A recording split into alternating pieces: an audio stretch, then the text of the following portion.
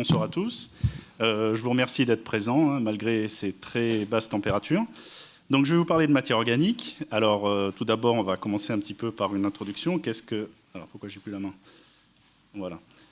Qu'est-ce que c'est la matière organique? Donc, première chose qui peut nous venir en tête, c'est notre alimentation. Ici, vous avez un exemple avec des légumes, de la viande, des produits préparés. Donc, tout ça, c'est fait de matière organique. Vous êtes entouré de matière organique, vous êtes assis sur des chaises avec du tissu, du plastique, autour de vous il y a du bois, tout ça donc c'est de la matière organique. Et si on zoomait un peu fort sur tous ces échantillons, on verrait au bout d'un moment des molécules apparaître. Donc vous avez ici quelques exemples de molécules naturelles et on va dire un peu plus industrielles. Donc l'ATP qui est une molécule qui est une réserve d'énergie qu'on a tous dans nos cellules. J'en profite aussi pour introduire une sorte de convention qui va être utilisée dans cet exposé. Vous verrez qu'on verrait ce genre de petites molécules. En noir, ce sont les atomes de carbone. En blanc, les atomes d'hydrogène. En rouge, ceux d'oxygène. En vert, les atomes d'azote. Et quand on va trouver du soufre ou du phosphore, vous verrez du jaune notamment. Voilà. Donc l'ATP, comme je disais, c'est une molécule qui est une réserve d'énergie. La cellulose, c'est une molécule qui va faire des tissus relativement résistants. Le cholestérol, bon, une autre molécule qui va servir pour stabiliser les membranes, par exemple. Et puis, bon, vous la connaissez aussi parce qu'on peut avoir des problèmes de santé si on a trop de cholestérol dans le sang. Le polystyrène, lui, c'est un plastique assez typique. Quand vous recevez des colis, vous avez souvent du polystyrène qui empêche les objets de se casser lors du transport. Donc, vous voyez, tout ça, c'est fabriqué à partir de carbone. Et d'autres éléments chimiques qui sont organisés suivant une structure, alors parfois très périodique, comme le cas du polystyrène ou la cellulose, parfois un peu moins. Alors, comment aujourd'hui sur Terre, à l'heure actuelle, se fabrique la matière organique à l'état naturel? C'est essentiellement grâce aux plantes. Grâce aux plantes, par l'intermédiaire de la photosynthèse, grâce aux rayons lumineux, et ces plantes vont donc fixer du CO2 grâce, alors ici vous avez une image en microscopie de cellules végétales avec les chloroplastes verts parce qu'ils contiennent de la chlorophylle. Cette chlorophylle permet donc de faire une réaction chimique entre le CO2 et l'eau, donc en présence de lumière, pour former un produit qui nous est un peu utile quand même, l'oxygène, mais surtout des sucres, enfin des molécules organiques simples, qui peuvent être des sucres et autres. Donc bon, ici vous avez un tas de sucres. La réaction chimique, vous l'avez ici. Ça, c'est finalement la production la plus efficace aujourd'hui à la surface de la Terre, enfin la production la plus importante, qui est faite par les êtres vivants, les plantes essentiellement. Maintenant, cette matière organique fabriquée par les plantes, par ces producteurs primaires, elle va rentrer dans un cycle de dégradation. Donc, par exemple, vous avez des bactéries qui vont se nourrir de matière organique. Vous allez avoir des animaux un peu plus compliqués, comme par exemple les vaches, et puis nous-mêmes. Alors nous, on peut se nourrir à la fois de plantes ou de vaches. Les vaches, elles, vont plutôt manger des plantes. Mais donc vous voyez que tout ça, ça va rentrer dans un cycle. Donc petit à petit, chacun de ces individus va fabriquer une nouvelle matière organique à partir de la matière organique de quelqu'un qu'elle mange. Cette matière organique, on peut aussi la retrouver dans des fossiles. Donc par exemple, une plante qui va mourir, peut se retrouver piégée dans un sédiment. Là, les micro-organismes, comme par exemple ces bactéries qui étaient en haut à gauche, vont pas faire leur œuvre, vont pas dégrader ces molécules. Et donc, vous allez pouvoir préserver au cours du temps de la matière organique dans un sédiment. Alors là, on commence on passe de matière organique biologique vers de la matière organique non biologique, parce qu'on va avoir des réactions chimiques dans le bassin sédimentaire. Mais cette matière organique fossile nous est très utile. Par exemple, en ce moment, on a besoin de chauffage. Souvent, c'est grâce au gaz ou au charbon. Donc, c'est grâce à cette matière organique qui a été fossilisée dans les bassins sédimentaires. Alors, jusqu'à maintenant, je vous ai parlé de matière organique formée par le vivant. Mais on sait aujourd'hui que matière organique, ce n'est pas synonyme de matière du vivant. Alors ça, c'est montré par des chimistes depuis pas mal de temps. Mais un des premiers à avoir montré ça, c'est Friedrich Wöhler, qui donc a fait la première synthèse de matière organique ou de composés organiques à partir de matière non organique au départ. Donc il a fabriqué de l'urée, donc ici vous avez le dessin de l'urée, à partir de deux molécules qui n'étaient pas considérées, enfin ne sont pas organiques, c'est un sel en fait, Donc il apporte de l'énergie à son système, il fabrique de l'urée. L'urée, c'est une molécule assez classique. Dans son cas, il arrive à fabriquer, donc nous on en fabrique de l'urée dans nos reins notamment. Et bien lui, il a réussi à fabriquer de l'urée finalement dans un bécher, tout simplement. Donc il a été le premier à montrer, c'est la fin du vitalisme en quelque sorte, c'est la fin de la pensée que la matière organique c'est synonyme d'activité biologique. Ensuite, il y a eu une expérience très célèbre, l'expérience de Stanley Miller. De Stanley Miller. Donc ici, vous l'avez en photo jeune, ici un peu moins jeune. Donc cette expérience avait pour but de reproduire l'atmosphère de la Terre primitive. Donc vous avez un schéma ici de son expérience.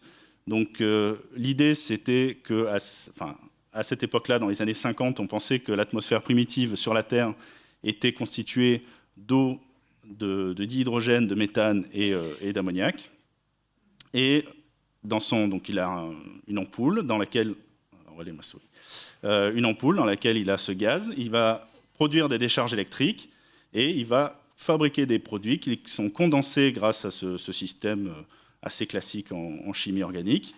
Donc il condense des produits. Alors lui, il veut reproduire l'océan primordial sur Terre. Donc il a un petit ballon avec de l'eau qui va faire, qui bout en quelque sorte. Et puis, sur le chemin, il peut prélever les molécules. Et si cette réaction se déroule pendant quelques jours, au bout d'un moment, on va fabriquer des molécules complexes. Ça, ici, ce sont des molécules simples qui ne sont pas vraiment... qui sont le méthane, on pourrait dire, est-ce que c'est organique ou pas? On va dire, dans notre cas, que ça ne l'est pas. Mais le reste, ce sont des molécules non organiques. Et à la fin, il va fabriquer des molécules relativement compliquées, comme des acides aminés, des sucres et d'autres molécules complexes. Donc voilà, ça, c'était une première expérience. On sait aujourd'hui que ça ne reproduit pas l'atmosphère primitive sur Terre, on ne va pas aller plus loin dans cet exposé, mais ça a le mérite de dire qu'on peut fabriquer de manière non biologique de la matière organique relativement complexe, avec des molécules qui sont assez similaires aux molécules qu'on trouve dans les êtres vivants, donc dans nous-mêmes ou des animaux, des plantes, des bactéries. Donc ce qu'il faut retenir, qu'est-ce que c'est la définition de matière organique que je vais utiliser dans cet exposé? C'est que c'est de la matière fabriquée qui contient ces éléments chimiques-là, donc le carbone principalement, avec de l'hydrogène, de l'azote, de l'oxygène, et parfois du phosphore et du soufre. Ces éléments chimiques ont la particularité d'être très abondants dans l'univers. L'hydrogène, c'est l'élément chimique le plus abondant. Il est surtout présent sous forme de H2. Mais les autres éléments chimiques, comme le carbone, l'oxygène ou l'azote, sont aussi très abondants. Le soufre, le phosphore un peu moins, mais malgré tout, on est dans les 10 éléments chimiques les plus abondants dans l'univers. C'est bon, on est revenu. Donc, il n'est pas du tout étonnant de trouver de la matière organique ailleurs que sur Terre. Et c'est ce qu'on va voir dans la suite de cet exposé. Une petite explication sur ce diagramme, je suis allé un peu vite. Comment on connaît cette abondance relative des éléments? On le sait parce qu'on a mesuré l'abondance de ces éléments dans la photosphère solaire, dans l'enveloppe externe du Soleil, qui représente la grande majorité du système solaire et aussi qui est assez proche de la composition de l'univers. Donc c'est comme ça qu'on a accès à cette composition chimique et à ces abondances des éléments. Donc dans l'exposé, là, on va regarder un petit peu ce qui se passe au niveau de plusieurs objets extraterrestres qu'on peut observer, voir et étudier en laboratoire. On va regarder les météorites qui sont issus. Alors ici, ce diagramme, vous avez finalement, on va dire, l'univers observable en échelle logarithmique. Attention, ce n'est pas du tout une échelle linéaire. Donc vous avez le système solaire qu'on connaît relativement bien. Après, on arrive sur des choses où on commence à avoir moins de données, les objets de la ceinture de Kuiper. Après, on sort du système solaire. Donc là, vous voyez Voyager 2, Voyager 1. Donc c'est un peu la limite de l'endroit où on a pu envoyer un robot. Et puis après, au-delà, là, on passe dans le domaine de l'astronomie assez poussé pour voir déjà des objets dans le nuage de Oort, puis le milieu interstellaire, donc le milieu entre les étoiles, et après d'autres étoiles, voire d'autres galaxies. Donc nous, on va regarder la matière organique qui est contenue dans les objets du système de la ceinture d'astéroïdes, que sont les météorites. On va regarder quelques données sur les comètes, et notamment la comète Chury qui est assez similaire aux objets de la ceinture de Kuiper. Et puis, je vous montrerai quelques données sur le milieu interstellaire, et en vous expliquant un petit peu aussi comment on interprète les propriétés chimiques de la matière organique dans ces différents environnements. Alors, donc on va commencer par la matière organique dans les météorites. Donc vous avez ici une image, il me semble que c'est la météorite de Murchison. C'est une chondrite, hein, on voit bien les chondres, ce n'est pas l'objet de l'exposé. Alors la première fois que quelqu'un a découvert qu'il y avait de la matière organique dans les météorites, c'était Jan Jacob Berzelius, qui, alors vous avez ici donc, la météorite d'Halley, qui est ici, et c'est en regardant cette météorite qu'il a vu quelque chose, qu'il a décrit comme un matériau carboné terreux, et il se demande est-ce que ça contient vraiment de l'humus ou une trace d'autres composés organiques. Cela peut-il donner un indice sur la présence de structures organiques dans d'autres corps planétaires? Donc à l'époque, on était encore, si vous vous souvenez, je vous ai parlé de l'expérience de voleur avec l'Urée. Là, à cette époque-là, quand il décrit cette météorite en 1830, on est encore sur l'équation simple de dire on a de la matière organique, ça veut dire qu'il y a une activité biologique. Là, lui, il pose la question, il dit juste voilà, j'ai vu de la matière organique, ça ressemble à ce qu'on trouve dans les sols, hein, on appelait ça l'humus des sols. Donc, bon, voilà, on n'en savait pas plus, mais il a décrit des composés organiques dedans. Là, je saute dans les années 70 avec deux images en microscopie. Alors, une, c'est de la microscopie en fluorescence UV. Alors ici, on est à la limite entre le domaine UV et le domaine visible. Donc, la matière organique, enfin, certaines liaisons dans la matière organique vont induire une fluorescence lorsque vous éclairez cette matière organique avec des photons UV. Et donc, vous avez, si vous faites une image d'un échantillon organique, ou du moins un échantillon qui contient de la matière organique avec une longueur d'onde qui correspond à la bonne fréquence de vibration, eh bien, vous allez voir apparaître la localisation de la matière organique. Donc, sur ces différentes photos ici, vous avez la barre d'échelle en microns, hein, ici 10 microns. Vous voyez des spots blancs apparaître et puis de temps en temps du blanc un peu diffus. Tout ça, c'est de la matière organique avec des fois on va dire des particules et des fois de la matière organique un peu plus diffuse. Ça, c'est une image faite dans la météorite d'Orgueil. Si vous allez à côté dans l'exposition, vous verrez que c'est une météorite qui contient surtout de la matrice. Enfin, on vous l'explique. Ici, vous avez une image qui a été acquise par les mêmes auteurs en microscopie électronique, où là, on ne va pas utiliser les mêmes propriétés de la matière pour voir les contrastes et pour définir les objets. Mais ici, la matière organique, c'est tout ce qui apparaît comme ceci, en gris relativement pâle. Alors le blanc, ce sont carrément des trous dans la préparation. Hein. Et vous voyez, alors ici, la barre d'échelle n'est pas la même, attention, ici c'était 10 microns, ici c'est 1 micron. Mais vous avez des objets, on va dire, micrométriques, qui sont dispersés un peu partout dans la matrice. Donc voilà où on en était dans les années 70. Voilà ce qu'on peut faire aujourd'hui. Donc ça, c'est une image en microscopie électronique à transmission d'une autre météorite, la météorite de Renazzo. Pour faire cette image, on a fait une tranche très fine dans la matrice de cette météorite. Et ici, on va distinguer la matière organique plutôt en couleur sombre. Alors, quand c'est vraiment noir, c'est un trou. Et quand c'est gris assez foncé, cela correspond à de la matière organique. Donc, vous voyez, finalement, on vérifie des observations déjà faites avant, mais avec une résolution spatiale qui est bien meilleure. Vous voyez de la matière organique qui va former, on va dire, des particules micrométriques, et puis qui va s'infiltrer comme ça à l'intérieur de la matrice minérale. Cette matrice minérale étant constituée d'un silicate amorphe, donc un silicate qui n'a pas vraiment de structure, contrairement aux minéraux, et puis des minéraux riches en soufre, comme des sulfures. Alors, cette matière organique, quand on la sépare de la matrice, de temps en temps, elle donne des formes un peu particulières. Des formes plutôt globulaires. Alors, je vous montre deux exemples qui ont été décrits dans deux météorites différentes. Ici, trois météorites, pardon. Ici, la météorite d'Orgueil. Donc, c'est de la matière organique de la météorite d'Orgueil. Il n'y a plus du tout de minéraux ici. Ici, la même chose pour la météorite de Miguet. Et ici, c'est pour la météorite de Tagish Lake. Donc, c'est trois chondrites de trois classes différentes. Et ce que vous voyez à chaque fois, ce sont des formes, on va dire globulaires ou pseudo-globulaires, mais avec un trou au milieu. Donc vous avez une espèce de paroi, ce n'est pas une paroi au sens biologique du terme, hein, on va dire c'est une paroi au sens emballage du terme. Donc une paroi organique qui définit un trou au milieu. Alors on ne sait pas trop ce qu'il y a au niveau de ce trou, enfin on sait qu'il y a un trou, mais on n'arrive pas à analyser ce qu'il y aurait s'il y avait du gaz. Et la même chose ici, on a de la matière organique, alors on sait que c'est de la matière organique. Après, la structure, on peut avoir des informations dessus, mais on n'est pas toujours très très précis. Et vous voyez donc un trou au milieu. Donc voilà, ça c'est quelque chose qui est un peu discuté, mais qui donne des très jolies images. Maintenant, quand on utilise des techniques de caractérisation moléculaire, c'est-à-dire d'identification de molécules dans un objet, on s'aperçoit que ce qui caractérise la matière organique extraterrestre telle qu'elle est contenue dans les chondrites, c'est sa diversité. Alors vous avez un exemple, bon, ici c'est une donnée relativement compliquée, c'est un spectre de masse, c'est-à-dire qu'on réalise un extrait au méthanol, on va plonger de la poudre de la météorite de Murchison dans du méthanol, on va libérer certaines molécules qui sont en solution dans le méthanol, et cette solution, on l'analyse en spectrométrie de masse avec un instrument très performant qui permet de distinguer les tout petits écarts de masse. Donc ici, c'est un spectre de masse tel qu'on aurait pu l'avoir dans les années 70.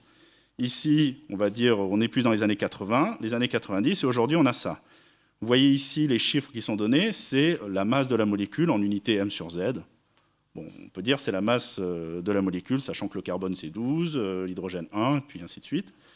Ce qui est intéressant avec cette technique-là, c'est que vous arrivez à avoir des écarts de masse à 3 chiffres après la virgule. Ça, c'est très intéressant parce que ça vous permet de calculer une formule chimique qui correspond à la molécule qui a été identifiée par ce pic. Et donc, vous avez ici des formules chimiques. Alors, pourquoi on a différentes couleurs? C'est parce que ça dépend des atomes qui constituent la molécule en question. Donc, par exemple, pour celles qui sont en orange, vous aurez carbone, hydrogène, oxygène, azote. Dès que vous rajoutez du soufre, ça devient... ah non, c'est ici, pardon. Dès qu'on rajoute du soufre, ça devient en rouge. En vert, je pense qu'on change juste un isotope. Je reviendrai derrière sur l'isotope, et ainsi de suite. Donc, il y a, suivant les atomes qu'on autorise dans la molécule, on va donc distinguer et on va pouvoir identifier des molécules. La conclusion de cette étude, c'est qu'on a identifié 14 000 molécules différentes dans un extrait méthanol. C'est énorme. Ça veut dire qu'on a la matière organique, le contenu organique de cette météorite est le résultat de processus qui ont permis d'obtenir une diversité qui est énorme. Maintenant, si on utilise des techniques qui nous permettent d'identifier des grandes familles de molécules, voilà ce qu'on va trouver dans les météorites. Et on pourrait dire que finalement, toutes les molécules que vous pouvez imaginer à partir des 5 éléments chimiques que je vous ai dit au début, vous allez les trouver dans une météorite, et notamment dans celle de Murchison. Alors, bon, ici, c'est un diagramme qui présente l'abondance relative à partir de ce que l'on sait. Ce n'est pas forcément la réalité, il y a sûrement des biais. Ici, on mélange des données qui datent du début des années 80 avec des données qui datent du début des années 2000, voire d'il y a 2-3 ans en arrière. Donc, bon, voilà, c'est à prendre avec des pincettes. Malgré tout, ça vous donne un ordre d'idée de ce que l'on trouve en termes de molécules solubles dans cette météorite. On est surtout dominé par des molécules qui sont représentées ici, des acides carboxyliques, donc une fonction ici carboxylique, hein, ici c'est l'oxygène, carbone, hydrogène. On va trouver des aldéhydes, des cétones, mais des choses qui sont, on va dire, marquantes sur plusieurs aspects dont on va parler dans la suite. On trouve des acides aminés, ce que vous avez ici. Donc vous avez une fonction amine, une fonction acide, donc c'est un acide aminé. Des bases azotées, donc des cycles, des hétérocycles qui contiennent un atome d'azote. Et on trouve aussi des hydrocarbures, un peu la même chose que votre voiture ou votre chauffage pourrait produire. Mais ce qui est intéressant, c'est que des hydrocarbures comme cela, des hydrocarbures aromatiques, ce sont des choses qu'on observe assez couramment dans l'espace et qui ne sont pas formées à cause de votre voiture ni de la Tesla électrique, bien entendu. Alors, je vous ai dit, il y a une très grande diversité, il y a aussi une très grande variabilité d'une météorite à l'autre. Ici, je prends l'exemple des acides aminés. Alors, les acides aminés dans la météorite de Murchison, qui a été très étudiée, hein, météorite tombée dans en 1969, qui a révolutionné un petit peu le domaine de l'étude de la matière organique extraterrestre, puisque c'était un objet qui contenait beaucoup de matière organique, qui a été prélevé quasiment juste après sa chute et qui donc est très préservé. C'est une molécule qui contient aujourd'hui, on est à plus de 90 acides aminés différents. Alors attention, hein, quand on dit acides aminés, ce ne sont pas que les acides aminés protéiques que vous connaissez peut-être, les 20 acides aminés et les 20 acides alpha-aminés. Par exemple, celui-là, c'est un acide alpha-aminé parce que le même atome de carbone porte les fonctions acide et amine. Donc là-dedans, on va trouver, comme par exemple, est-ce que j'en ai un ici, voilà, la bêta-alanine, vous voyez, l'équivalent dans nos protéines aurait la fonction amine, là où je vous indique la flèche.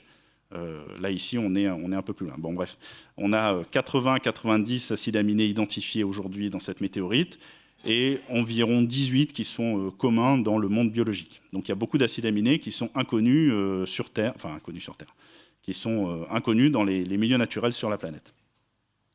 Donc, je reviens sur ma figure. Ici, vous avez l'abondance relative de 4 acides aminés. Bon, l'alpha-alanine, c'est quelque chose qui est assez courant dans les cellules vivantes. Donc, bon, voilà, lui, je l'ai mis avec une étoile. Hein, c'est un des acides aminés terrestres qu'on trouve, enfin terrestres, dont on a un équivalent terrestre sur Terre. Les autres sont inconnus dans le monde biologique sur Terre. Et vous voyez l'abondance relative de ces différents acides aminés entre des météorites de type CR3 jusqu'à des météorites de type CI1. Donc, par exemple, la météorite d'Orgueil, la météorite de Murchison est ici. Puis là, ce sont des météorites trouvées en Antarctique, enfin essentiellement en Antarctique d'ailleurs. Et ce que vous pouvez voir, c'est qu'on a une assez grande variabilité sur l'abondance relative de ces 4 acides aminés, où, par exemple, la bêta-alanine va dominer la météorite d'Orgueil, alors que celle de Murchison est plutôt dominée par l'acide alpha-amino-isobutyrique. Ça veut dire qu'elles n'ont pas, aujourd'hui, elles n'ont pas le même contenu en acides aminés. Et donc, il y a une histoire derrière cette observation. Est-ce que c'est dû à ce que l'on appelle l'altération aqueuse, aqueous alteration en anglais, donc une histoire sur le corps parent, ou est-ce que c'est hérité de processus dans le disque au moment où se forment les météorites? On reviendra là-dessus un petit peu après. On trouve aussi une macromolécule compliquée dans les météorites, donc quelque chose qui est constitué, vous voyez, de cycles aromatiques, donc les choses que je vous disais qui étaient produites dans les moteurs de voitures et autres, avec plein d'éléments chimiques associés à la matière organique, hein, de l'azote, de l'oxygène, on trouve aussi un peu de soufre. Donc ça, c'est un modèle, hein, on n'a pas vraiment les capacités analytiques pour prendre une photo de cette chose. Par contre, on en étudie des morceaux et on arrive à la reconstruire. Ce qui est intéressant, c'est qu'on peut la comparer à d'autres macromolécules qu'on connaît sur Terre. Par exemple, un charbon.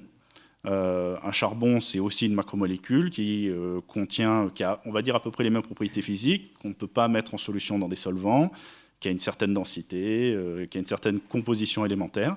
Ce qui est intéressant, c'est que dans ce charbon, on voit des structures moléculaires assez particulières, avec des chaînes constituées de carbone et d'hydrogène relativement longues, qu'on ne va pas trouver dans la matière extraterrestre. Pourquoi? Parce que la structure d'un charbon ici est quand même héritée des précurseurs végétaux qui ont évolué dans le bassin sédimentaire, alors que dans le cas de la matière organique macromoléculaire des météorites, on n'a pas eu de phénomène biologique. Et finalement, c'est ce que je vais essayer de vous montrer dans tout l'exposé, c'est que les signatures chimiques de cette matière organique dans les météorites vous indiquent qu'on a des réactions non biologiques, contrairement à la plupart de la matière organique que vous allez trouver sur Terre. Alors, je vais vous parler un petit peu d'isotopes. Hein, j'étais un peu obligé. Alors, c'est un peu un gros mot souvent, mais je vais vous les introduire à partir de ce schéma. Donc, ici, vous avez l'exemple des isotopes du carbone. Donc, le carbone, communément, a 3 isotopes. Le plus abondant, c'est le carbone 12, qui est stable. Alors, il est constitué de 6 protons, 6 neutrons, et puis gravite autour du noyau 6 électrons. Ce qui caractérise l'élément chimique carbone, c'est le nombre d'électrons, c'est-à-dire 6, et finalement le nombre de protons, qui est égal au nombre d'électrons, qui est de 6. On trouve un autre isotope. Alors, l'abondance naturelle de cet isotope à la masse 13, c'est environ 1%. 1% du carbone qui nous entoure est constitué de 6 protons et 7 neutrons, ce qui fait une masse 13. Et puis, donc, celui-là est stable au cours du temps, c'est-à-dire si vous avez un réservoir qui contient un nombre X de 12 et un nombre Y de 13, vous laissez ce réservoir plusieurs milliers d'années, vous revenez, vous échantillez le réservoir, vous avez toujours le même nombre d'atomes, de 12 et de 13.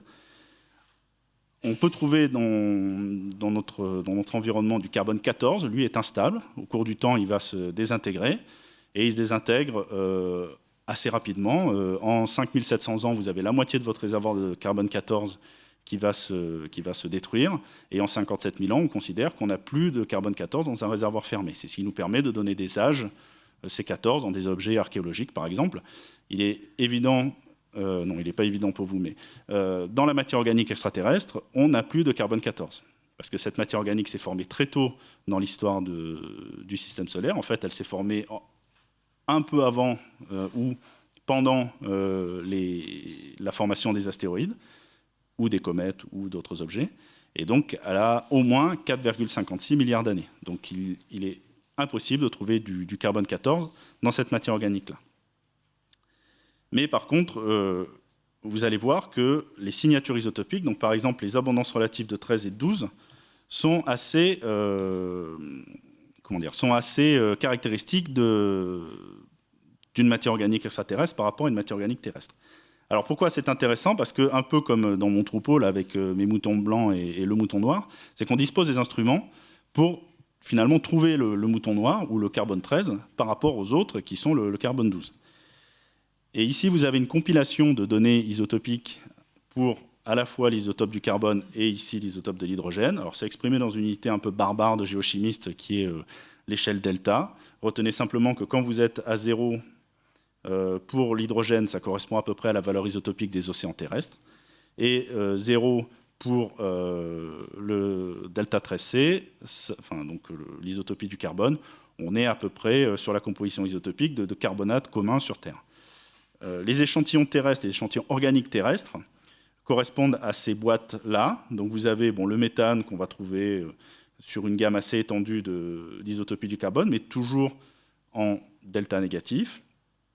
Les pétroles et charbons, vous allez les trouver dans ces boîtes-là. Donc on est autour de 0 pour 1000 en delta D et pareil, assez négatif en isotopie du carbone.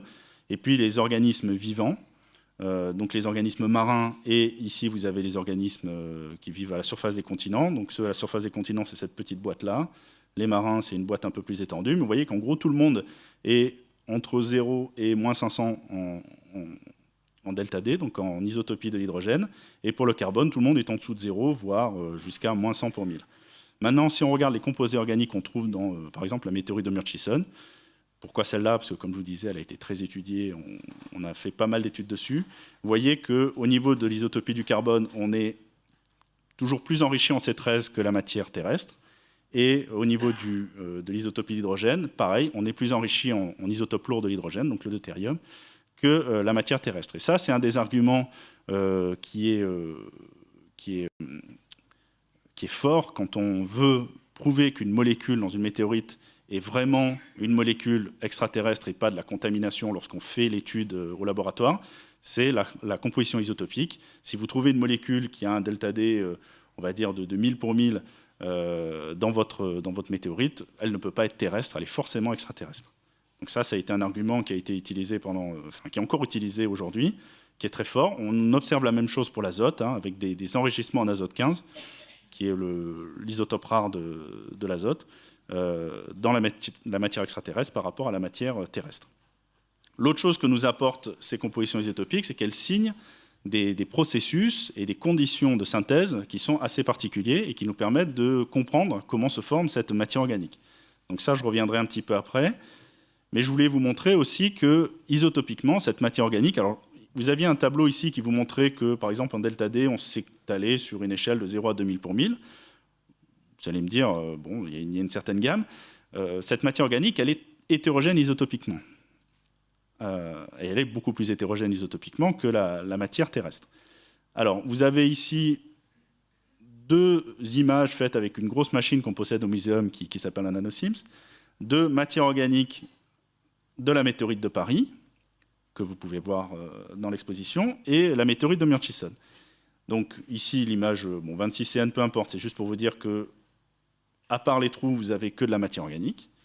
Et puis, vous avez ici l'image du rapport isotopique de l'azote 15 et du deutérium. Et ce que vous voyez apparaître, c'est que tout ça, c'est de la matière organique, mais vous avez quelques grains, dans les deux météorites, qui sont très enrichis en isotopes lourds de l'hydrogène ou de l'azote par rapport au reste. Et ces grains n'ont pas la même histoire que, on va dire les grains jaunes, là, n'ont pas la même histoire que les grains bleus.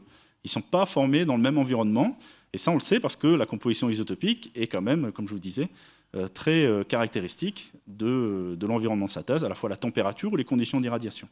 Donc ça nous renseigne sur l'histoire de cette matière organique, et surtout, ça nous indique que la matière organique dans ces 2 météorites-là, par exemple, a plusieurs sources. Donc on a quelque chose de relativement commun, et puis des objets qui sortent un peu de l'ordinaire. On essaiera de revenir dessus. Alors maintenant, dans les comètes. Les comètes, déjà, on n'en a pas au laboratoire. On est obligé de faire soit de l'astronomie, soit d'envoyer un robot pour aller l'étudier. Donc, je vous parle un petit peu de données Rosetta. Donc, Rosetta, c'était ce petit vaisseau qui est allé en orbite autour de la météorite Chury et qui possédait tout un tas d'instruments. Là, je vais vous parler d'une donnée qui vient d'un instrument qui analysait les gaz émis par la comète. Donc, cet instrument s'appelle Rosina. Donc, vous avez des jets de gaz, il y a un peu de poussière aussi, qui sont émis par la comète. Et cet instrument permettait d'analyser assez précisément, assez finement, la composition du gaz qui était émis par le noyau cométaire. Et ce que l'on observe, c'est qu'on a on a détecté, on a confirmé la présence de molécules assez compliquées et assez intéressantes d'un point de vue lien entre la matière extraterrestre et la biologie, comme par exemple la glycine, donc l'acide aminé le plus simple, qui a été découvert ici. Mais on détecte aussi tout un tas d'autres molécules, et notamment des molécules un peu bizarres, qui, on va dire, sont pas si communes, mais qui vous signent aussi une grande diversité dans les molécules organiques contenues dans la comète, ou du moins dans les gaz qui sont éjectés par la comète. Donc là, je vous montre que 2 spectres de masse, mais voilà, il y a énormément de données qui sont encore traitées aujourd'hui.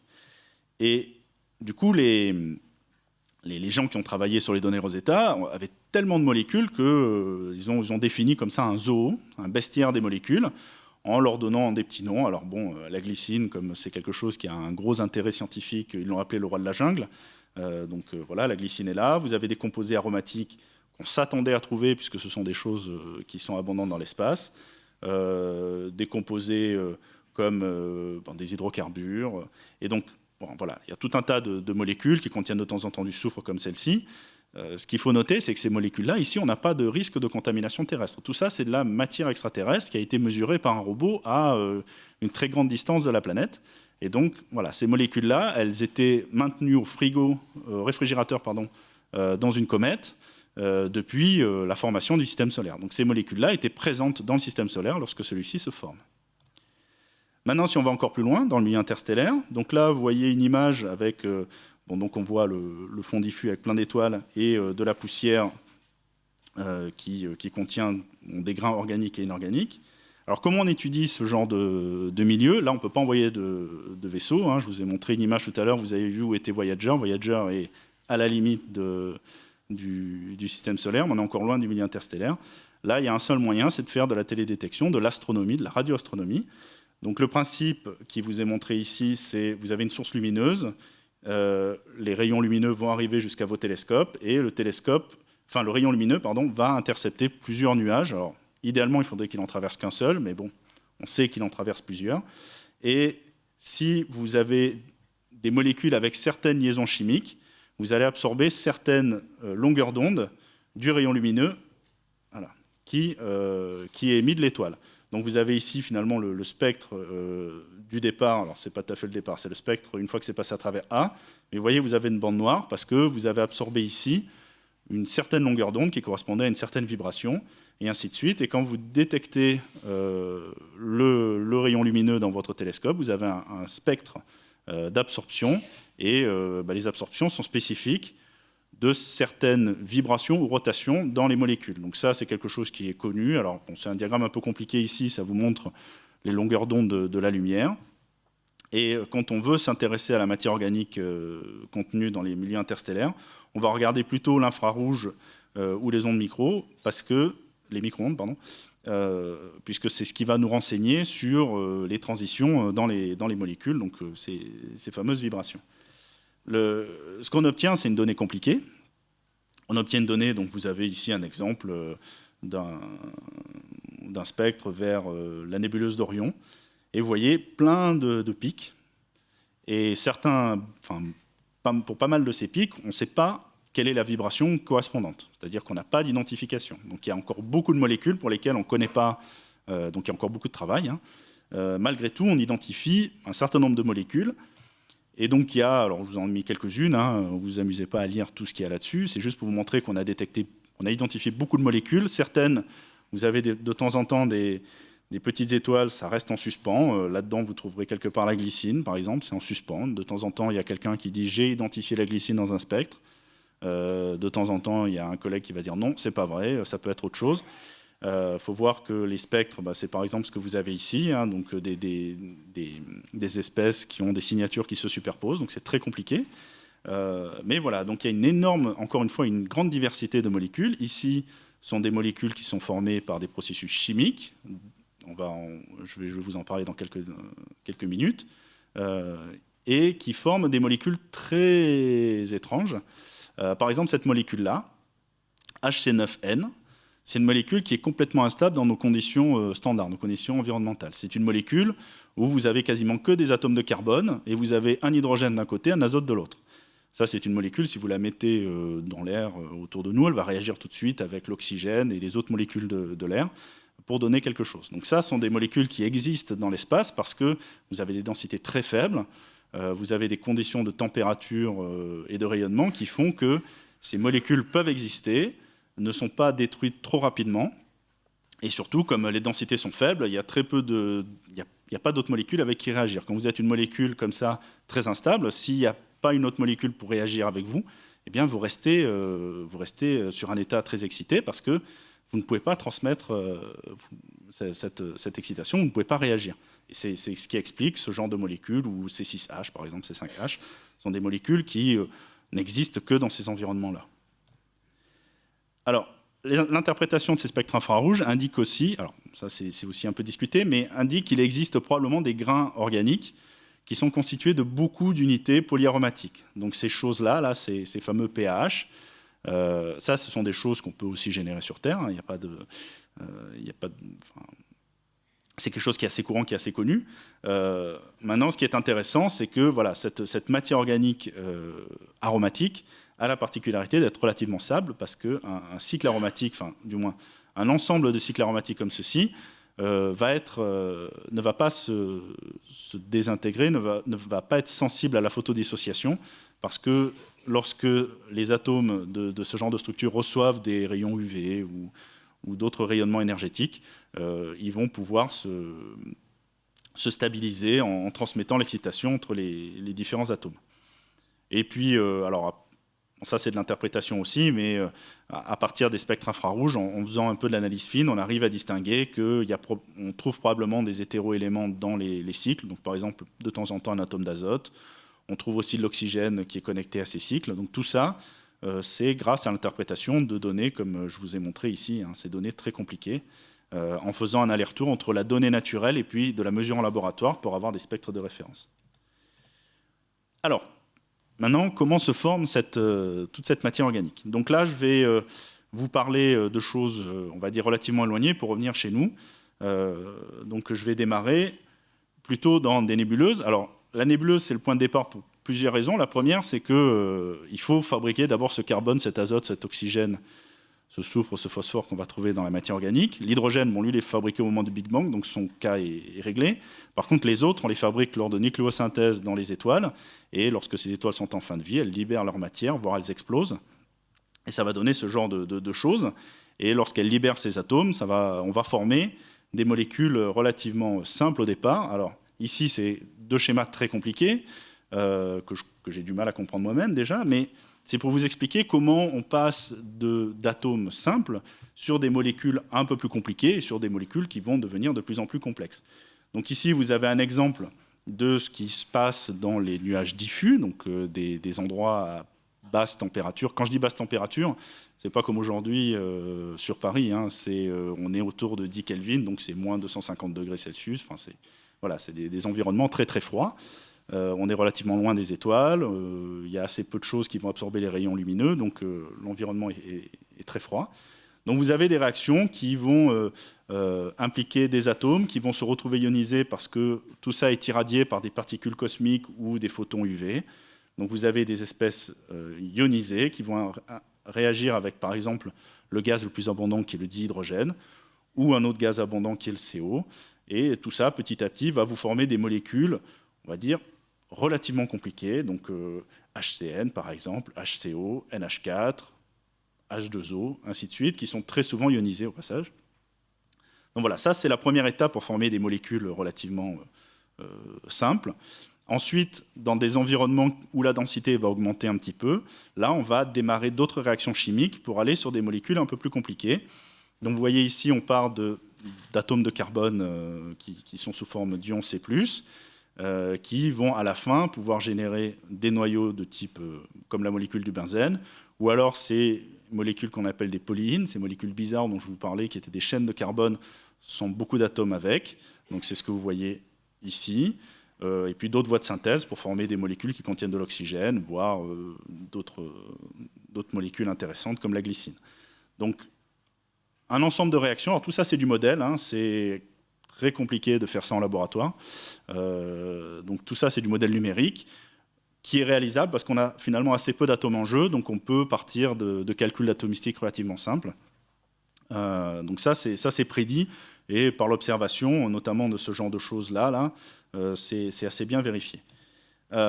L'étape d'après, c'est à partir de ces molécules, on va dire relativement simples, comme le méthanol, l'eau, une molécule de naphthalène, du CO2, du monoxyde de carbone, comment à partir de là on passe sur des molécules qui sont un peu plus grosses, comme des quinones, comme des molécules qui vont ressembler à des sucres. Là, le modèle qui est en vogue, c'est la chimie dans les glaces. Alors, on est dans les environnements froids, il y a un petit peu de poussière dans ces nuages, et donc autour de cette poussière va se condenser une glace qui contient de l'eau, mais pas seulement, elle contient aussi donc, toutes ces molécules-là.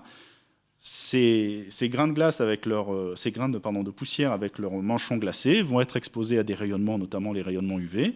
Et ça, c'est quelque chose qui est reproduit en laboratoire. On sait qu'en irradiant ces molécules simples avec des rayonnements UV, on arrive à produire des molécules plus compliquées, parce que même si on est à très basse température, on déclenche des réactions chimiques, on ionise, enfin on n'ionise pas vraiment, mais on active un peu ces molécules, on a des chemins réactionnels assez bien définis aujourd'hui pour former des molécules qui sont de plus en plus compliquées, et ce sont des molécules qui sont aujourd'hui recherchées dans les données Rosetta, par exemple, parce que ça, c'est ce qui aurait pu se passer lors de la formation d'une comète, ou du moins juste avant la formation du système solaire, et qui aurait pu être accumulé sur un noyau cométaire. Donc là, c'est déjà une étape d'après pour former de la complexité.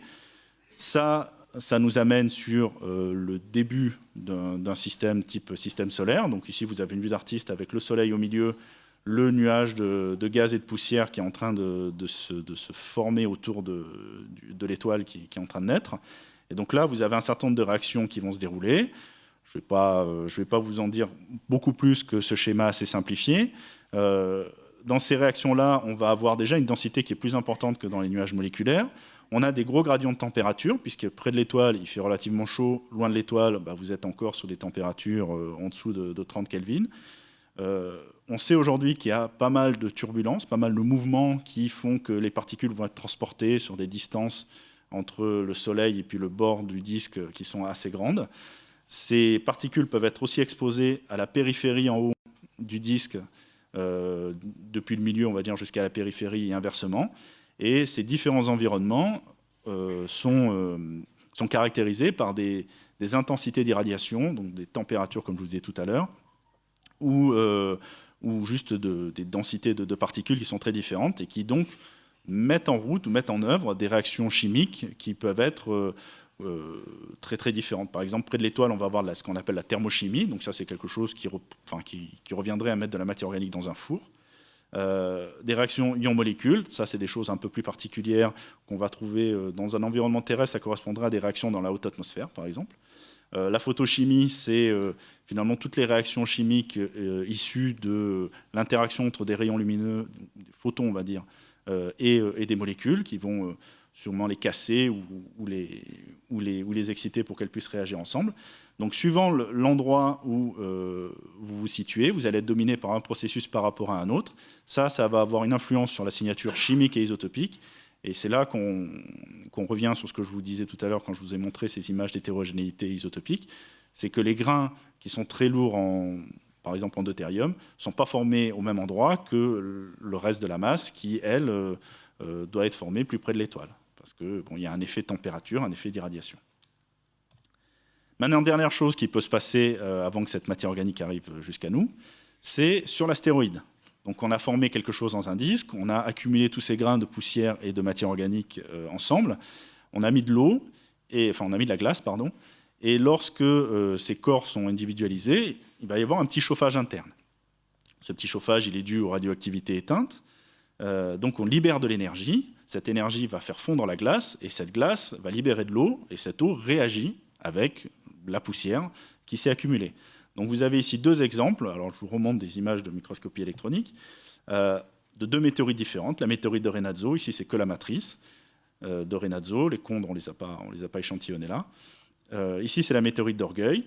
Vous voyez, alors il faut me faire confiance sur l'identification des minéraux, mais on n'a pas du tout le même assemblage de minéraux, parce que ici vous avez du silicate amorphe et des sulfures. Vous n'avez pas beaucoup d'effets de l'altération hydrothermale, pas beaucoup d'effets d'eau.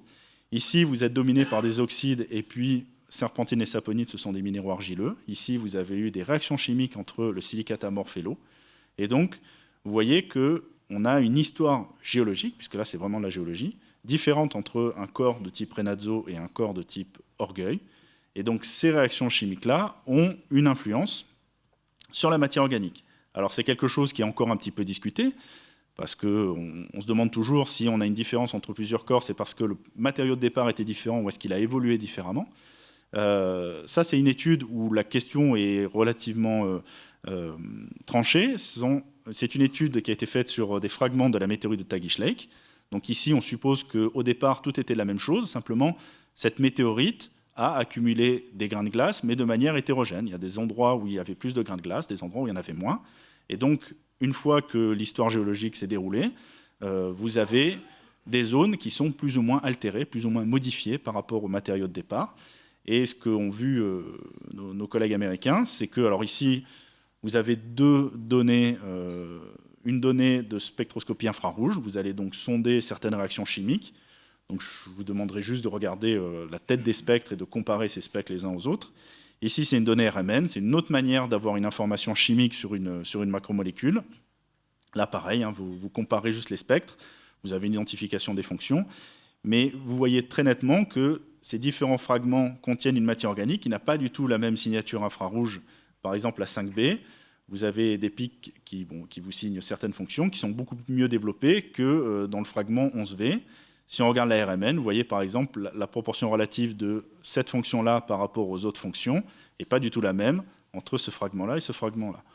Et ça, comment on l'interprète? On l'interprète par le fait que les structures chimiques de la matière organique contenue dans le fragment 11V par rapport au 5B ne sont pas du tout les mêmes, parce que l'histoire géologique a été différente. Donc l'histoire géologique a modifié encore cette matière organique, donc a ajouté de la complexité.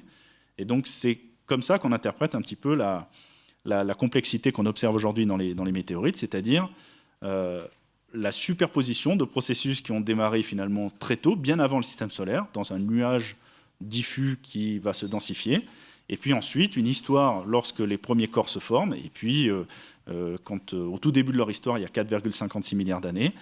Après, il faut savoir que cette histoire va se figer quelques millions d'années après que les astéroïdes se forment, parce qu'il n'y a plus de source d'énergie. Donc les corps s'arrêtent, sont préservés et arrivent au laboratoire et on les analyse comme ça, finalement 4,5 milliards d'années après cette évolution. Maintenant, et finalement ça sera la fin de l'exposé, en quoi toute cette matière organique peut influencer l'émergence de la vie sur Terre, ou quel est le lien entre cette matière organique et la vie sur Terre? Alors déjà quelques chiffres, je ne vous ai pas mis beaucoup de texte dans ma présentation, mais là je vous en mets un peu. Quelques chiffres pour vous donner un petit peu des ordres de grandeur. Alors ça, c'est une vue d'artiste d'apport de matière organique dans un océan primitif. Hein, vous voyez, c'est pas tout jeune comme figure. Une chose à retenir, c'est qu'aujourd'hui, on a environ 200 tonnes de carbone organique qui tombent sur Terre par an. Et c'est surtout porté par des petits objets. Alors les petits objets, c'est-à-dire de la poussière de type particules interplanétaires ou micrométéorites. Si vous allez à côté à l'exposition, vous verrez, on vous explique comment est collectée la poussière extraterrestre, par exemple en Antarctique. Eh bien, c'est cette poussière qui apporte le plus de matière organique sur Terre, parce que même si c'est tout petit, on est en permanence soumis à ce bombardement de particules extraterrestres. Les gros objets, les grosses météorites, on n'en croise pas tous les jours. Un truc à garder en tête, c'est qu'une comète relativement classique comme la comète de Halley, qui contient environ 20% de matière organique, représente un réservoir de 3 10 exposant 10 tonnes de carbone organique. Donc vous allez me dire c'est beaucoup, mais c'est à comparer à la biomasse vivante sur Terre. Alors je vous ai mis à peu près, parce que bon, il y a un gros débat, hein, la quantité de bactéries présentes sur Terre, notamment dans les océans, n'est pas encore tout à fait résolue, mais on est autour de 6, 10 exposant 11 tonnes de carbone organique, donc 600 milliards de tonnes. Donc vous voyez que le flux organique aujourd'hui extraterrestre n'est pas énorme par rapport à la biomasse. Par contre, si vous intégrez ça sur l'histoire géologique de la Terre, ça fait pas mal de carbone organique qui est tombé sur notre planète. Et surtout, si on regarde, alors ça vient d'une étude dans les années 90 de Shiba et Sagan, qui avait estimé un petit peu les flux de carbone organique. Alors ici, bon, c'est en anglais, mais c'est juste pour vous dire le flux de matière organique extraterrestre intacte en kilos de carbone par an. Et vous voyez que, alors ici, c'est les âges très anciens de la Terre, hein, on est à 3 milliards, ici on est quasiment au début. Vous voyez que les estimations qui sont faites à partir de plein de données vous montrent qu'on a eu des taux d'apport de carbone organique qui ont pu être très importants dans les premiers instants de la Terre, et notamment au moment où la Terre devient habitable et on ne sait pas exactement si la vie en tant que telle s'est déjà développée. Donc la Terre a reçu, et reçoit encore, mais a surtout reçu, beaucoup de matière organique extraterrestre. Alors, là je vous parle un petit peu de vie extraterrestre. Aujourd'hui, dans les chondrites carbonées, on n'a pas de preuve de vie extraterrestre. Bien sûr, quelques personnes ont cru trouver des choses. Alors, dans les années 60, il y a eu cette étude qui faisait avec les moyens de l'époque, hein, qui faisait de la microscopie, qui essayait de voir ce que je vous montrais un peu plus tôt dans l'exposé, qui ont essayé de voir comment se distribuait la matière organique dans une météorite. Donc ici, c'était dans la météorite d'Orgueil. Vous voyez, l'auteur a vu des petites sphères comme ça. Donc ça, c'était dans le visible. Hein. Et ces sphères, quand il essayait de zoomer, alors on est vraiment à la limite du microscope, voilà ce qu'il obtenait. Il l'a interprété comme des sortes de spores. Or, ces spores, aujourd'hui, quand on les regarde avec un microscope électronique, alors ça, c'est pas les siens, hein, ça, ce sont des grains de pollen. Mais juste pour vous montrer que ce qu'il a observé en termes de structure, ça ressemblait énormément à des grains de pollen. Je ne vous ai pas mis de barre d'échelle ici, mais c'est la même taille, c'est autour de 10 microns. Donc il avait interprété ça comme des grains de pollen. Bon, voilà, ça fait un peu de bruit à l'époque. Plus récemment, il y a un scientifique de la NASA qui a décrit des filaments de cyanobactéries dans plusieurs météorites, dont la météorite d'Orgueil. Alors vous voyez, hein, ce sont de très belles images. Ça aussi, ça fait pas mal de débats parce qu'il n'y a pas grand monde qui les observe. Et on va dire la communauté scientifique est assez d'accord pour dire que tout ça, toutes ces observations-là, c'est de la contamination, c'est-à-dire c'est le stockage de la météorite qui n'est pas optimum dans son cas. Donc voilà, c'est de la contamination. Et il faut voir que très tôt, les scientifiques ont été sceptiques dès que quelqu'un disait « Ah, j'ai trouvé de la matière organique dans une météorite, c'est la preuve qu'il y a de la vie extraterrestre ». Parce que finalement, c'est une vraie question, une question qui est compliquée à répondre. Et il faut être sûr de soi quand on annonce qu'on a trouvé de la vie extraterrestre. Et parfois, certains échantillons prêtaient à confusion. Et ça, c'est un exemple assez célèbre dans les années 60, d'un échantillon d'Orgueil qui a été envoyé à Chicago.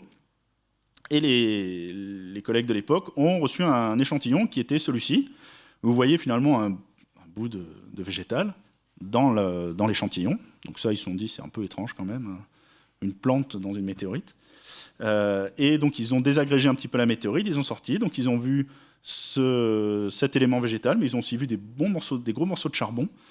Et en fait, ils sont retournés sur le lieu de la chute d'Orgueil, ils ont vu qu'il y avait des joncs, par exemple, enfin c'était des joncs, qui qui produisent ces structures qui ont été retrouvées dans la météorite.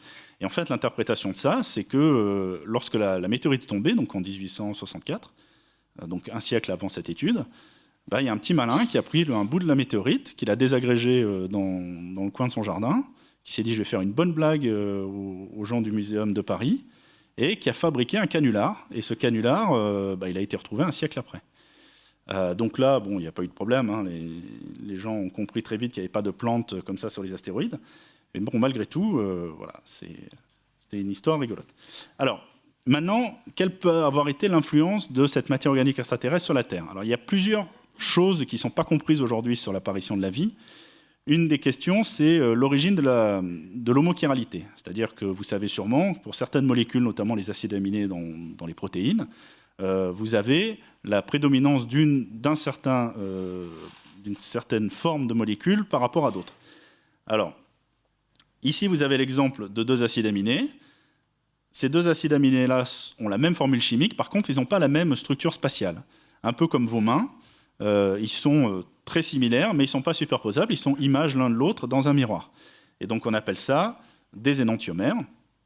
Et la chiralité, en gros, c'est le fait qu'une même molécule a 2 formes non superposables. L'homochiralité, ça veut dire que vous prenez un organisme, vous récupérez un acide aminé en particulier, et bien vous allez voir que vous avez toujours la forme gauche, toujours la forme L. Et si vous donnez à cet organisme la forme D, il ne va pas savoir quoi en faire. Pourquoi? Parce que tout est lié aux protéines et aux structures des protéines, et surtout aux structures des enzymes. Les enzymes sont spécifiques à une certaine structure en 3 dimensions. Si vous mettez des acides aminés avec la forme D, eh bien la structure devient miroir de la structure habituelle, et donc les enzymes ne peuvent plus les utiliser, ça devient quelque chose qui est non utilisable. Donc, ça c'est une grosse question. Comment on arrive sur Terre à avoir l'homochiralité? Alors, juste avant de vous en dire un peu plus, sachez qu'on peut séparer les deux types de molécules, parce qu'elles ont des propriétés en chromatographie légèrement différentes. Donc on arrive à les distinguer. Ici, vous avez l'acide glutamique, par exemple, qui a 2 formes, une forme D, une forme L. On arrive assez bien à les séparer. Ça, donc des molécules chirales, donc qui contiennent ce qu'on appelle un carbone asymétrique, un carbone lié à 5 groupes différents. Un carbone lié à 4 groupes différents. Carbone à 4 liaisons. On peut l'observer dans le cas des acides aminés, d'autres molécules, notamment des sucres, et même cette grosse macromolécule dont je vous ai parlé, mais on va surtout regarder le cas des acides aminés. Alors, des molécules chirales, jusqu'à très récemment, on n'en avait pas détecté dans l'espace. C'est difficile à détecter. Donc ça, c'est une étude de 2016, où les gens ont détecté une molécule. Alors, ça n'a pas vraiment d'intérêt pour la biologie, mais bon, malgré tout, ça existe. Malheureusement, ils n'ont pas pu détecter l'abondance relative de la forme gauche et la forme droite, alors ici R et S, mais ça viendra un jour sur probablement une autre molécule. Alors, quand on fait une expérience de chimie pure, c'est-à-dire sans être vivant, et qu'on fabrique par exemple des acides aminés, ici c'est une expérience d'irradiation UV de glace, alors vous avez ici le montage expérimental, la réaction se déroule ici, et puis on éclaire ça avec une lampe UV. Donc on fabrique les UV ici, et puis on va éclairer l'échantillon. Donc ça c'est une étude qui date un petit peu, mais cette glace, avec cette composition de départ, va à la fin fournir un mélange compliqué avec plusieurs acides aminés, la sérine, la glycine, l'anine et celle-ci. Ce qui est intéressant, c'est que quand vous faites cette expérience, on va dire de manière conventionnelle, vous fabriquez des mélanges que l'on dit racémiques, autant de forme gauche que de forme droite. Donc, voilà, il n'y a pas de raison qu'on favorise une forme que l'autre. Par contre, quand on mesure les acides aminés dans des météorites, donc ici vous avez une mesure d'excès énantiomérique, c'est-à-dire d'excès de la forme gauche par rapport à la forme droite. Donc si on était à 0, on serait à 50%, 50%. Là, on a 15% de plus de la forme L par rapport à l'autre. Pour un acide aminé qui est impossible, qui n'existe pas dans les formes à l'état biologique, on va dire. Donc c'est un acide aminé extraterrestre qui n'existe pas sur Terre en dehors des météorites qui ont été récoltées à la surface. Eh bien, vous voyez que certaines météorites présentent des excès assez marqués de forme L, alors que d'autres pas du tout. Donc ça pose des questions, et ça donne aussi du grain à moudre à certaines théories. C'est-à-dire qu'on peut imaginer qu'un océan prébiotique, donc un océan où il n'y a pas encore de vie, reçoit de la matière organique. Cette matière organique, si elle est légèrement biaisée dans une direction, donc la direction gauche, bah peut-être que finalement les processus qui vont se mettre en route et qui vont aboutir à la formation des premières cellules se sont inspirés de ce léger excès qui était présent dans les océans prébiotiques. Ça, c'est une théorie. Maintenant, si j'en reviens un peu à l'origine de cet excès de forme gauche, puisque je vous ai dit, si on fait des réactions purement chimiques, il n'y a pas de raison de favoriser une forme gauche. Alors, plusieurs choses, ça c'est un peu compliqué, mais retenez simplement qu'il existe des réactions qu'on ne sait pas vraiment modéliser numériquement, mais on peut partir d'une molécule qui est celle-ci, où il n'y a pas du tout elle n'a pas de carbone asymétrique, donc il n'y a pas de raison qu'elle soit chirale. Mais si on fait cette réaction en présence de certains minéraux qui peuvent présenter des formes, donc par exemple le quartz, vous pouvez avoir une forme gauche, une forme droite, celui-ci aussi, on peut utiliser de la lumière polarisée, on peut utiliser d'autres molécules qui présentent une forme gauche et une forme droite, donc des molécules chirales, eh bien, le produit de la réaction à la fin va être soit de forme gauche, soit de forme droite, en fonction du minéral, par exemple, sur lequel vous faites la réaction. Donc si vous avez ce qu'ils appellent un initiateur de forme gauche, eh bien à la fin, votre réaction, ça va être quasiment 100%, enfin le produit, pardon, ça va être 100% de forme gauche. Si vous avez un initiateur de forme droite, à la fin, vous allez avoir 100% de forme droite. Et donc les idées pour expliquer ça, c'est qu'on a probablement des minéraux qui sont orientés sur les météorites, alors on ne sait pas encore lesquels, mais qui favorisent finalement la formation d'un acide aminé gauche par rapport aux droites. Une autre hypothèse, c'est de l'irradiation par de la lumière polarisée. Donc, souvenez-vous, je vous disais, si on fait cette réaction ici en présence de lumière polarisée gauche ou droite, on va favoriser une forme par rapport à une autre. Eh bien, ça, c'est une expérience de laboratoire, une synthèse dans les glaces. Comme je vous montrais tout à l'heure, mais au lieu d'utiliser de la lumière UV classique, on a mis un polariseur, et vous voyez ici que les rayons lumineux formés ici ou ici ne sont pas les mêmes. Dans un cas, la polarisation va tourner vers la droite, dans l'autre cas, elle va tourner vers la gauche. Et à la fin, le produit va être soit dominé par la forme gauche, soit par la forme droite, alors que si vous n'avez pas de polarisation, eh bien vous avez 50-50. Voilà. Alors rapidement, pour finir, d'autres choses qui ont pu influencer la vie sur Terre, les bases azotées. On trouve dans les météorites des bases azotées extraterrestres. On a mesuré les rapports isotopiques, on sait qu'elles sont extraterrestres, et certaines sont communes avec notre ADN. Donc par exemple la guanine, l'adénine. Les autres, bon, c'est un peu débattu parce qu'on ne sait pas exactement si elles sont extraterrestres ou si c'est de la contamination. On a trouvé des sucres, donc, alors des dérivés de sucre, ce n'est pas exactement les sucres qu'on connaît, mais ce sont des molécules qui ont des groupements aldéhydes et des groupements OH, donc avec une grande diversité, et aussi pour certains des excès enantiomériques, parce que comme les acides aminés, les sucres dans nos organismes ont des excès enantiomériques, et on en trouve pour certains dans les météorites. Dernière chose, c'est que les molécules des météorites, quand vous les mettez dans l'eau, vont former des vésicules. Et donc ça, c'est quelque chose qui est intéressant pour les approches bottom-up pour expliquer l'apparition de la vie, c'est-à-dire partir de systèmes très simples pour aller sur les systèmes compliqués. C'est que ça, c'est peut-être une explication à la compartimentation des cellules, pourquoi on a abouti à une enveloppe qui contenait des molécules organiques. Voilà, donc en termes de conclusion, je vais vous montrer cette figure qui date un peu, elle date de 99, mais qui vous résume un petit peu ce que je vous ai dit aujourd'hui. C'est-à-dire que dans l'espace, on a un cycle des molécules organiques à la faveur de la vie et la mort des étoiles, donc une étoile qui a un système planétaire autour d'elle, qui va exploser, qui va libérer des molécules. Vous avez des phases avec des nuages moléculaires dans lesquels vous allez avoir certaines réactions chimiques un peu particulières, et puis formation de nouveaux disques, dans lequel vous allez pouvoir former des noyaux cométaires ou des astéroïdes qui vont eux-mêmes contenir certaines molécules organiques qui dépendent en fait des environnements et de leurs conditions géologiques. Et puis tout ça peut être apporté à la surface des planètes. Alors bon, sur la nôtre, on sait qu'on a eu un apport organique. Est-ce que c'est ça qui a influencé la vie? C'est en suspens, pourquoi pas, mais bon, on n'en a pas la preuve. Et ça existe aussi probablement sur d'autres systèmes planétaires.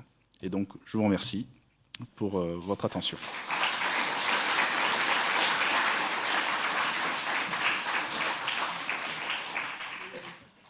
Voilà, merci beaucoup pour cette conférence, Monsieur Rémusat. Est-ce que vous avez des questions? Oui, bonsoir. Alors, bonsoir. C'était très bien, mais j'ai toujours pas compris où est la signature du vivant dans une molécule qu'on retrouverait de manière d'origine extraterrestre ou celle de produite sur Terre? Alors ça, c'est une vraie question. C'est-à-dire que si on veut aller chercher de la matière, enfin, si on veut chercher une trace de vie extraterrestre, quelle est la signature qu'on va... Ah, ça, j'ai pas forcément la réponse, hein. Moi, je vous parlais de matière extraterrestre, et je sais que cette matière extraterrestre, elle n'est pas d'origine biologique avec la vie qu'on connaît. Mais comment est-ce qu'on sait que cette molécule existe sur Terre est d'origine extraterrestre? Déjà, bon, la composition isotopique, vous allez me dire, ça dépend de la source, mais c'est quand même un bon indice. Deuxième chose, c'est la diversité. C'est-à-dire que dans un système biologique, on va dire, on va me prendre moi-même, on me passe au mixeur, on analyse les molécules derrière, on va trouver beaucoup moins de diversité que ce qu'on a dans une météorite. Après, d'autres choses, mais ça pareil, c'est parce qu'on est biaisé par la vie qu'on connaît bien. Les excès d'antiomériques que je vous ai montrés, ils sont relativement limités. On a 15%, et pour certains sucres, on va aller jusqu'à 25%. Si vous avez un système biologique tel qu'on le connaît, vous allez avoir quasiment 100% d'un énantiomère par rapport à un autre. Parce que les processus biologiques impliquent une certaine spécificité. Et ça, on l'a pas. Donc un des premiers arguments pour dire c'est non biologique, ça a été de dire on a une grande diversité telle qu'on peut la produire dans un bécher, et en plus, on n'a pas de spécificité quand on a des énantiomères ou quand on a certains isomères, on n'a pas de spécificité, contrairement à ce qu'on connaît dans nos systèmes biologiques. Mais après, vous avez raison. Ça, c'est par rapport aux vivants terrestres, qu'on connaît bien. Le reste, on ne sait pas. Mais ça, c'est des questions où toute cette communauté qui cherche la vie extraterrestre a du mal à répondre. Est-ce que vous voyagez dans l'espace pour analyser tout ça? Alors, par exemple, dites-moi... Est-ce que vous allez, par exemple, prenez une sonde et puis vous... Non, alors... à part pour la comète, où on a envoyé un vaisseau, un appareil, aller faire des mesures in situ, tout le reste sont des mesures qui sont faites à partir du sol. Soit des objets qu'on a récoltés au sol, ou même avec des avions qui volent dans la haute atmosphère, soit de la télédétection. Mais pour l'instant, on ne voyage pas pour aller analyser les objets. Monsieur, je voulais vous demander, je ne sais plus, comment en laboratoire vous pouvez, par le système de microscope électronique, d'irradiation aux ultraviolets, de spectres, comment peut-on, d'abord, est-ce que le fait de dénaturer ces molécules, pas de dénaturer, vous pulvérisez ces météorites, et est-ce que le fait de les pulvériser, elles sont, d'après ce que je crois comprendre, inactives sur Terre, est-ce que ça peut leur enlever certaines qualités, et quels sont exactement les mécanismes en laboratoire? Vous nous avez montré les ultraviolets, l'histoire de chauffer ou de pas chauffer, enfin d'obtenir de la glace ou pas. Mais je ne vois pas très bien quels sont les examens de laboratoire, grosso modo, les appareils. Voilà, alors je ne suis pas rentré dans le détail là-dessus. Votre question, elle est très large. Déjà, effectivement, la météorite, pour l'analyser, on va un peu la détruire, forcément. Donc, dans certains cas, on va perdre une information. Ça, on le sait. Donc, voilà. Après, les analyses qu'on réalise, ce sont des analyses, on va dire, courantes de chimie organique. Donc on caractérise des solutions, on caractérise des solides, mais vous avez raison, on dénature en quelque sorte un petit peu la météorite pour l'analyser, ça on le sait. Et je ne vous ai pas décrit toutes les techniques, parce qu'après c'est compliqué, mais on fait de la chromatographie par exemple, on fait de l'analyse isotopique avec des spectromètres de masse, on fait de la spectroscopie en utilisant des spectromètres qui détectent des signatures dans l'UV, dans l'infrarouge, et d'autres rayonnements assez variés. Oui, bonsoir. La glycine qu'on a vue sur une diapo, est-ce qu'elle a le même rapport carbone 13 sur carbone 12 que la glycine sur Terre? Et puis, est-ce qu'il serait aussi envisageable de faire des êtres vivants avec plus d'acides aminés? Enfin, je pense qu'on ne sait pas, mais puisqu'il y en a 90, on pourrait imaginer des formes de vie avec d'autres acides aminés. Alors, la glycine extraterrestre, elle est plus riche en 13C que la glycine terrestre. C'est ce qui permet de dire à coup sûr que dans un échantillon de météorites, par exemple, vous avez de la glycine vraiment extraterrestre.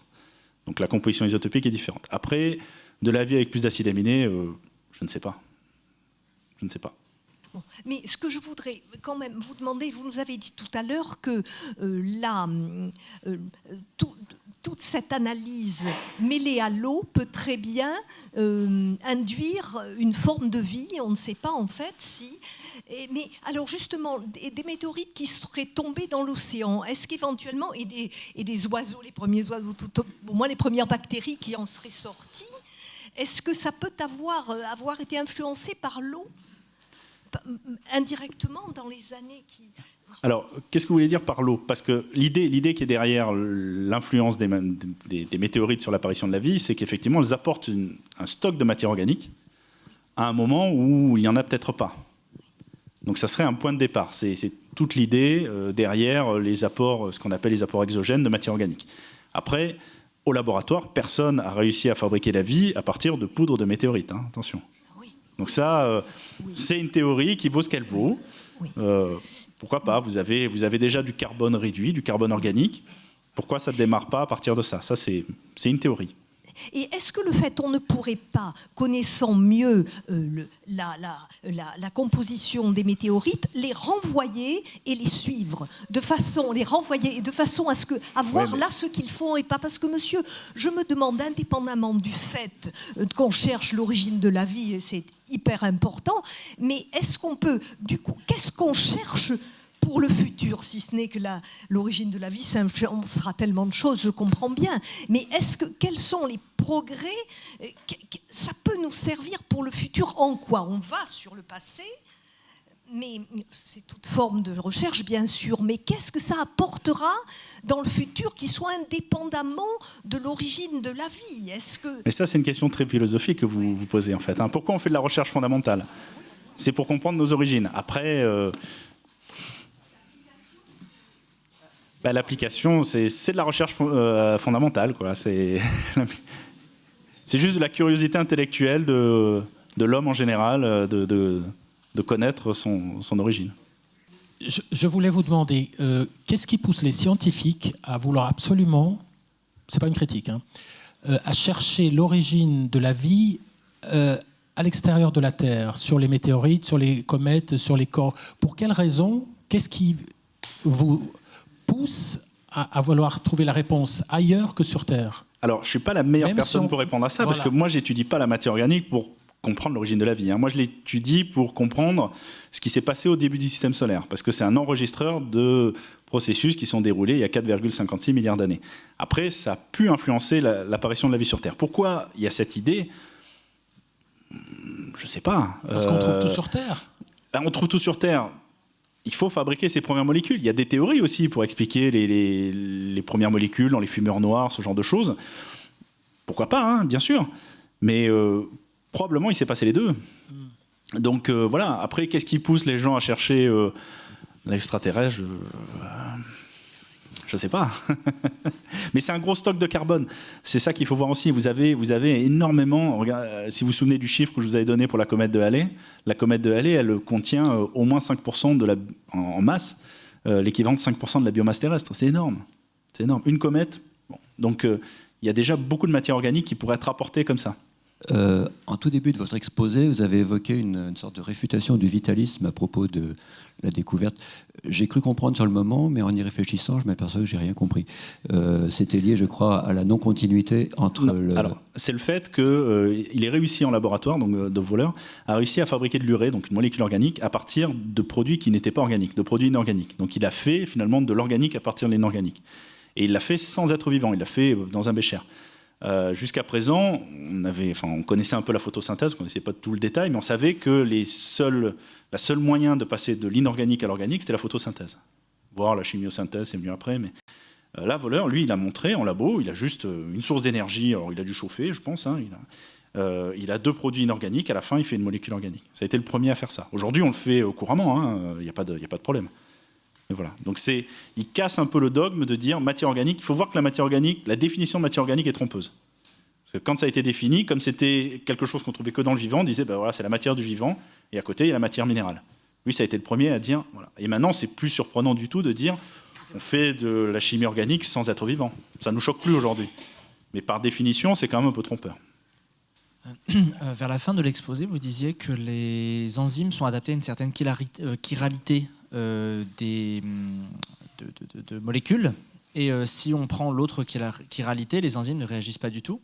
Est-ce qu'on s'est créé en laboratoire des enzymes adaptées à l'autre chiralité? Est-ce qu'on sait si ça colle, quoi? Alors, ce n'est pas des choses que je fais couramment, mais il me semble que oui. Mais sinon, ça se modélise assez bien par le calcul. Aujourd'hui, on arrive à calculer finalement comment les enzymes fonctionnent. Et ce qui joue vraiment, c'est ce qu'on appelle c'est la structure tridimensionnelle en fait, de l'enzyme, parce que vous avez une certaine molécule, et puis elle va s'associer d'une certaine manière avec une enzyme pour faire une réaction spécifique. La chose que je veux vous faire passer comme message, c'est que la biologie, les êtres vivants, les systèmes biologiques sont très spécifiques, alors que des systèmes biologiques abiotiques, on va dire, donc les météorites, sont au contraire très divers, non spécifiques. Voilà. Mais on sait, en laboratoire, je pense que ça a été fait, mais surtout ça a été fait par le calcul, et ça marche. Est-ce que, justement, un monsieur avait posé une question à propos des nodules métalliques, très rapidement, et avait demandé si c'était des météorites tombées, bien entendu. Et la personne, le conférencier, lui a répondu que non, mais on n'a pas précisé. Et d'après le fameux schéma delta D dont vous nous parliez tout à l'heure, on voit que c'est ça, que la différence des météorites... Quelle est la différence exactement entre ces fameuses nodules? Alors les nodules, ça va un peu loin par rapport à mon exposé, mais effectivement, vous pourriez mesurer la composition isotopique de ces nodules, ça pourrait vous indiquer ça. Les nodules métalliques dans l'océan n'ont pas de lien avec la matière organique dans les océans. Je ne crois pas qu'il y ait une activité biologique derrière, non. Je ne sais pas exactement. Plaques tectoniques ou on ne non. sait pas. Non, honnêtement, je ne sais pas. Mais j'étudie pas ce genre de choses, donc je ne peux pas vous dire. Je ne m'y connais pas. Mais oui, l'outil isotopique pourrait être utilisé, oui. Bon, après, honnêtement, on va pas. C'est compliqué de faire une analyse isotopique. Et pour faire la différence entre un nodule, on va dire, conventionnel, bien terrestre, et une météorite, le regard de l'expert suffit largement. Donc, on ne fait pas ça. Mais on pourrait très bien faire une analyse isotopique. Et je pense que les premiers nodules ont été analysés chimiquement, isotopiquement pour montrer ça. Bien, merci beaucoup Laurent Rémusat. Merci.